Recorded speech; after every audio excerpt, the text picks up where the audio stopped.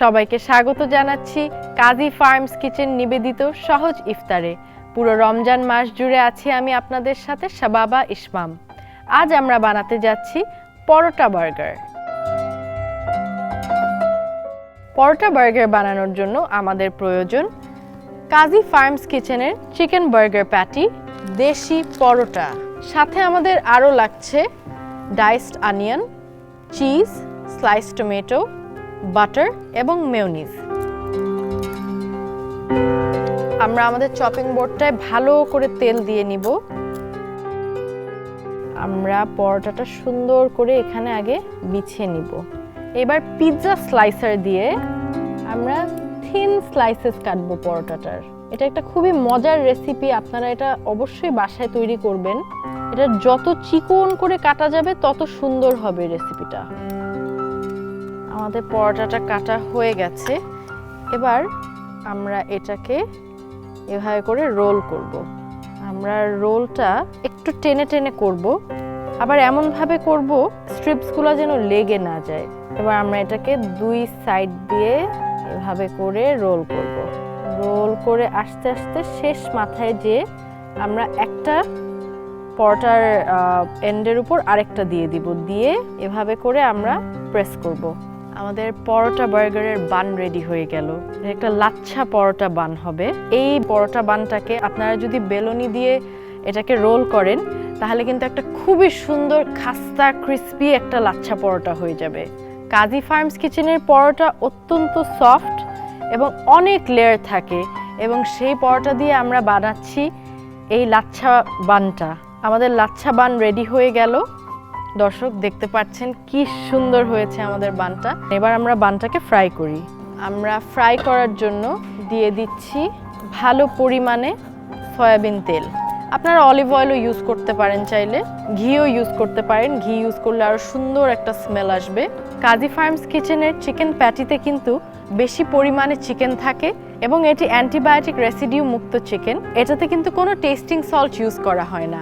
আমাদের তেলটা গরম হয়ে এসেছে। আমরা আমাদের পরাঠা কয়েনটা ছেড়ে দিই। আমাদের পরোটাটা হতে হতে আমরা আরেকটা চুলাতে আমাদের বার্গার প্যাটিটাকে ফ্রাই করা শুরু করে দিই। এখানেও আমরা এনাফ পরিমাণে তেল দিব। তেলটা গরম হলে পরে আমরা প্যাটিটাকে ফ্রাই করব। রেগুলার বার্গার তো আমরা সবাই খাই বাসায়, কিন্তু এটা একটা ব্যতিক্রমী বার্গার। একটা সাইড গোল্ডেন হয়ে এসেছে, আমরা এখন অন্য সাইডটাকে ফ্রাই করব, কারণ আমরা চাই এটা লো হিটে ফ্রাই হোক। আমাদের বার্গারের তেলটাও গরম হয়ে গেছে। আমরা এবার আমাদের বার্গারের প্যাটিটাকে ফ্রাই করে ফেলি। ইফতারে আমি সবসময় চেষ্টা করি একটুখানি হেভি আইটেম করার। আমাদের বানটা হয়ে এসেছে, বানটা আমরা নামিয়ে ফেলি এখন। আমাদের চিকেন প্যাটিটাও হয়ে এসেছে, আমরা প্যাটিটা এবার উঠিয়ে ফেলবো। প্যাটিটা গরম থাকতে থাকতে আমরা প্যাটির উপরে আমাদের স্লাইস চিজটা দিয়ে দিব। আমরা চুলায় আরেকটু আমরা যে অনিয়নস রেখেছিলাম, ডাইসড অনিয়ন, এটাকে ক্যারামেলাইজ করব। পেঁয়াজটা আমরা ভেজে ফেলি। আমরা এটা গোল্ডেন ব্রাউন করে ফ্রাই করব, এর জন্য আমরা এটাকে ক্যারামেলাইজড অনিয়ন বলি। ক্যারামেলাইজড অনিয়ন একটা বার্গারের টেস্টকে, ফ্লেভারকে অনেক বাড়িয়ে তোলে। অনিয়নটা ক্যারামেলাইজ হতে হতে আমরা আমাদের লেয়ারিংটা শুরু করে দিই। আমরা দিব একটু মেয়োনিজ, এরপর আমরা দিব আমাদের চিজি চিকেন প্যাটি। দেখছেন চিজটা কি সুন্দর মেল্ট হয়ে গেছে প্যাটির উপরে। এদিকে আমাদের অনিয়নটাও ক্যারামেলাইজ হয়ে গেছে। আমরা সামান্য একটু ক্যারামেলাইজড অনিয়ন দিব, খুব বেশি দিব না, কারণ আমরা একটা ওভারপাওয়ারিং টেস্ট চাই না। এর উপর আমরা অল্প একটু টমেটো দিব, খুব বেশি দিব না, কারণ টমেটো আপনাদের ভালো লাগলে আপনারা দিতে পারেন অনেক। আমি সামান্য দিব, জাস্ট কালারটার জন্য, যে টমেটোটা দিলে বার্গারের লুকটা সুন্দর হয়।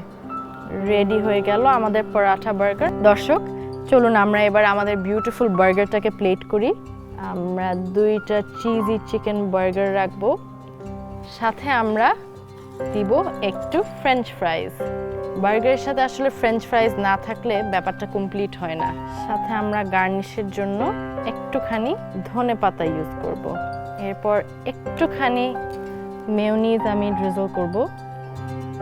দর্শক তৈরি হয়ে গেল আমাদের অত্যন্ত সুস্বাদু পরোটা বার্গার। দর্শক, আজ এখানেই শেষ করছি। কাল আবার দেখা হবে নতুন কোনো একটা রেসিপি নিয়ে। টিল দেন সুস্থ থাকুন, ভালো থাকুন, দীপ্ত টিভির সাথে থাকুন।